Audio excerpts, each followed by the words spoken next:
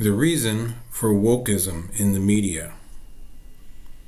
If you are wondering why there are so many black people in commercials these days, and why well-established white fictional characters in American pop culture are being rewritten as blacks, or transgenders, or women, preferably black transgender women, overweight women. Blacks are being cast in roles of powerful characters, people in charge in stories. Transgender people are being injected into our faces, being forced into the faces of our children in cartoons, and white characters are being portrayed as pathetic or evil or just getting killed off altogether.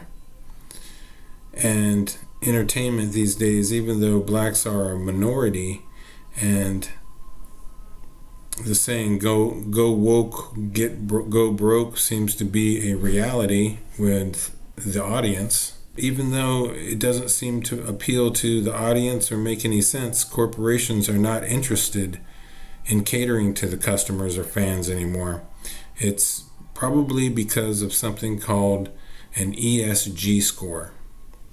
ESG stands for Environmental, Social, and Corporate Governance, and it is a framework designed to be embedded into an organization's corporate structure, usually at the CEO level, and it focuses on ways to generate higher revenue for its shareholders, sponsors, and investors. Unfortunately, the last thing these institutions care about is the environment and society, as they are actively covering up cloud seeding and the practice of injecting chemicals like silver iodide into the atmosphere. Watch my proof of chemtrail videos for more on that topic. No, these institutions are only concerned with quarterly profits. Practically every large company, advertising agency, movie studio, and major brand is publicly traded on the New York Stock Exchange. Because of this, their shares are held by financial institutions.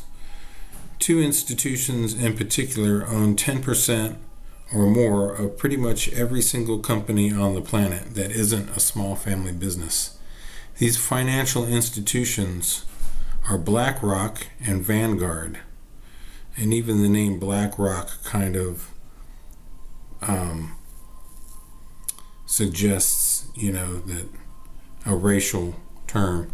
They also hold major shares of each other, so they might as well be the same institution.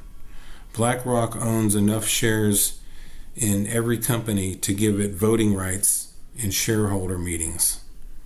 And they're the biggest ones, so whoever's in charge of BlackRock is in charge of, they have an enormous influence on a company's policy and hiring decisions. BlackRock alone controls over $10 trillion in assets. Many consider BlackRock to be evil because they love free trade and thus hate borders and national pride. This is because free trade allows for the free movement of labor, and the biggest cost of overhead is a company's labor, and also the free movement of manufacturing plants, allowing them to take advantage of the cheapest resources on an international level, to the cheapest country.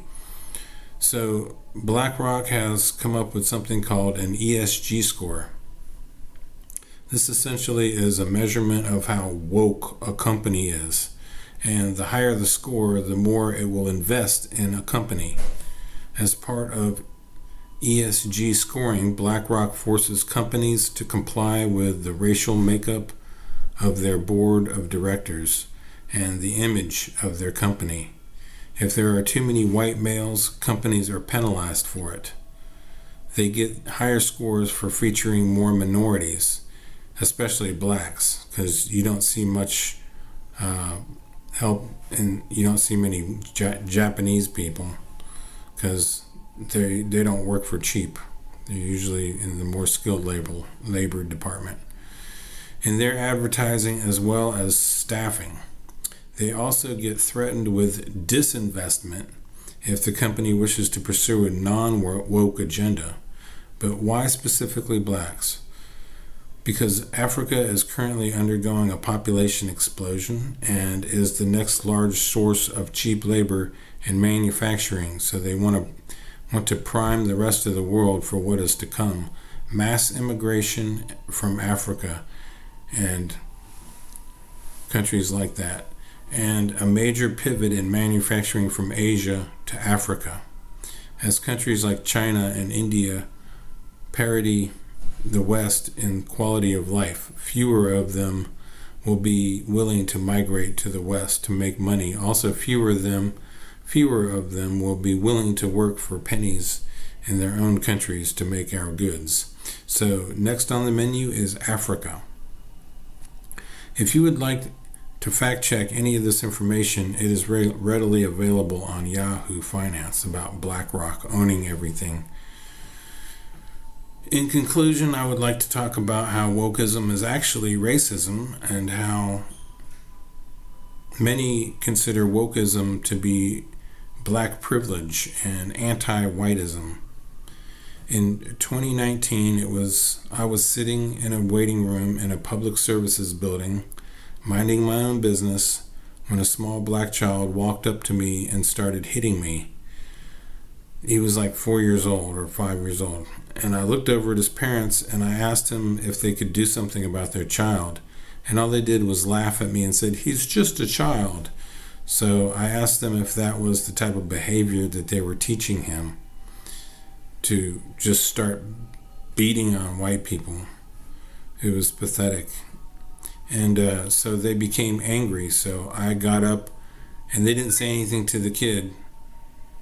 So I got up and walked over to the security officer, who was an overweight black female, and asked her if she would tell them to control their child. And I was informed that my white privilege would not work here. I then took out my phone and began filming her. Then I asked her if she would repeat that on camera. She got very angry, and she promptly told me filming was not allowed, and she called the police and had me removed from the building.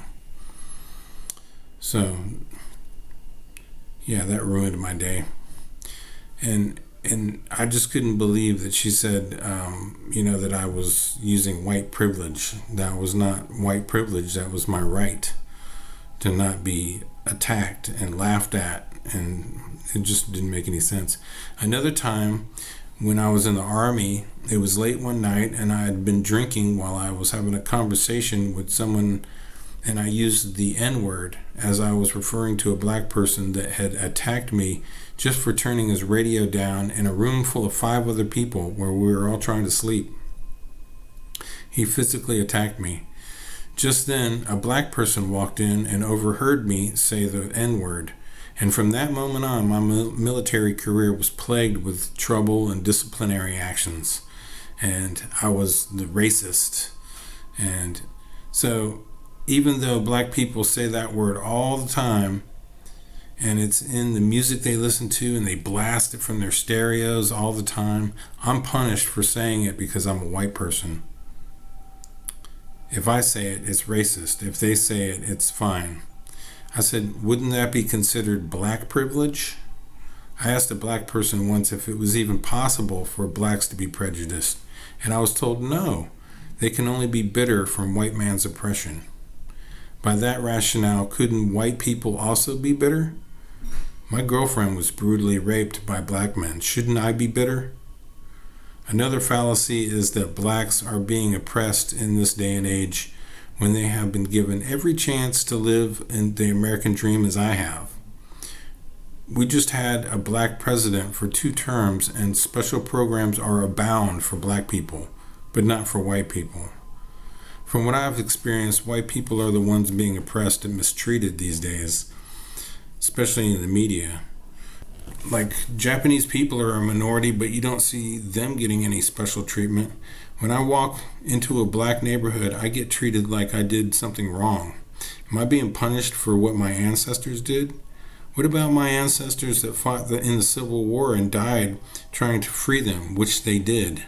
Do black people think they were better off in Africa?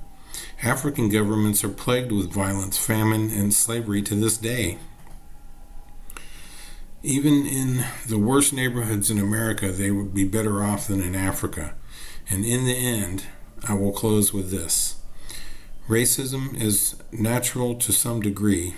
It comes from competition, and it is the foundation for the Olympics, for even the ancient Greeks knew that competition is what makes us strive to be better. I'm making this video, ironically or coincidentally, Scott Adams, the cartoonist that does Dilbert, is now being demonized and smeared by the mainstream media for being racist, when all he's doing is bringing light to the fact that all he sees is black people attacking white people, and all he said was that if white people should just get away from them, which is good advice. He's not saying attack them. They're the ones that can say stuff like that all day long and not get called racist.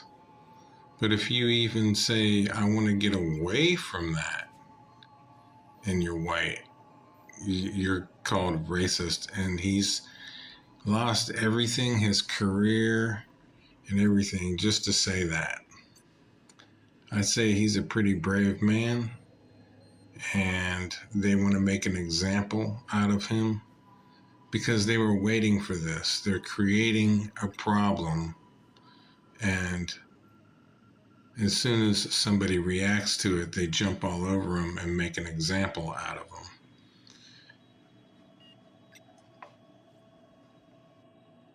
And when I say they, I mean people like Klaus Schwab. Here he says there will certainly be black swan events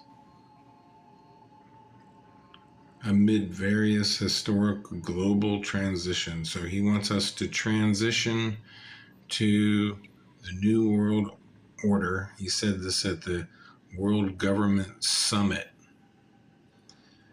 and that he's going.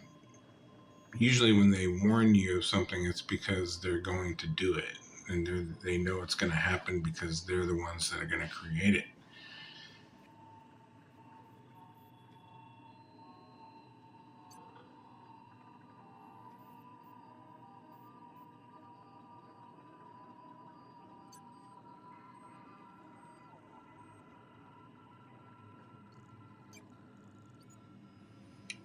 Google says a black swan is an unpredictable event. A black swan event is an unpredictable event that is beyond what is normally expected of a situation and has potentially severe consequences. Black swan events are characterized by their extreme rarity